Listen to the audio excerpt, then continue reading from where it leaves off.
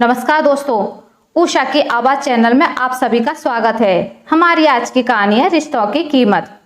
मनु को अपनी माँ से काफी लगाव था। एक तो वो घर में बड़ी थी और लड़की होने के नाते कुछ लगाव अलग ही होते हैं। और उसके दो भाई छोटे थे तो उन्हें भी खुशी होती कि दीदी माँ के साथ उनका भी ख्याल रख रही हैं। मनु की शादी के बाद भी माँ के प्रति लगाव कम नहीं हुआ था। वो रोज माँ से बात करती और कुछ भी जरूरत होती तो ससुराल से आ जाती। उसका पति कौशल भी उसको समझता था, वो कभी मना नहीं करता। इस तरह ही दिन गुजर रहे थे। फिर भाई की शादी हो गई। मनु को थोड़ी राहत मिली, लेकिन फिर भी वो अपनी माँ को देखने आ ही जाती।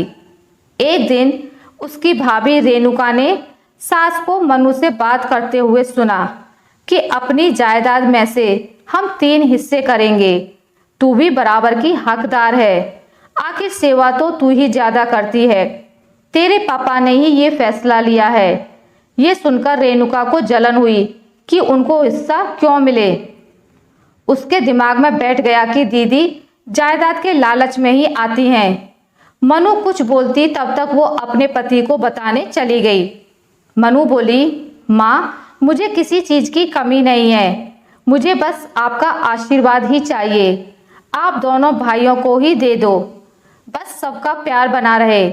रेणुका ने जाकर अपने पति सौरभ से सारी बात बढ़ा चढ़ाकर बताई कि दीदी अपना हिस्सा मांग रही थी, इसलिए वो माँ पिताजी की नज़र में अच्छी बनी हुई है, वरना हम क्या उनका ध्यान नहीं रखते। रेणुका ने देवर रोहित को भी अपनी बातों से भड़का दिया। कल तक जो बहन का ख्याल रखना उन्हें सुकून देता था, अब वो मतलबी लगने लगा। आज मनु जा रही थी तो रेणुका बोली, दीदी आप माँ जी की चिंता मत करो, हम उनका ध्यान रख लेंगे। आप फालतू परेशान होती हो। मनु को सुनकर खुशी हुई कि रेणुका अपनी जिम्मेदारी समझ रही है।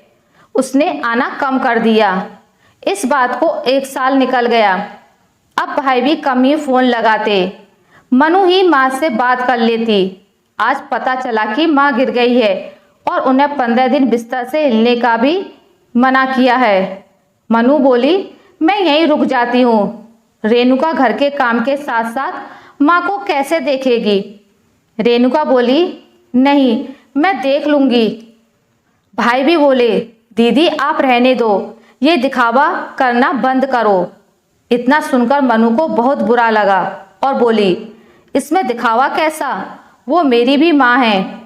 रोहित बोला, हमें पता है ये सब आप जायदाद के लिए कर रही हो ताकि आपको ज्यादा हिस्सा मिल सके। उसकी बातें सुनकर मनु का खून खौल उठा और बोली, हर किसी की नज़र में रिश्ते की कीमत नहीं होती।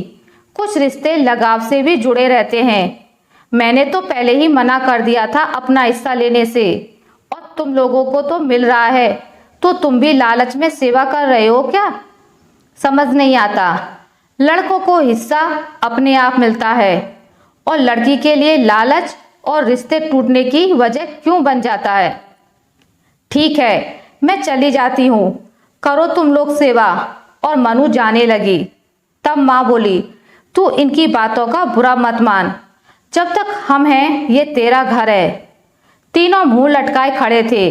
अनजाने में उन्होंने दीदी का दिल दुखा दिया। आशा करती हूँ आपको मेरी आज की कहानी अच्छी लगी होगी।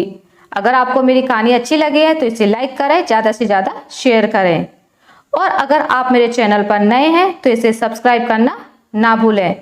मिलते हैं एक नई कहानी के साथ, तब तक के लिए नमस्कार।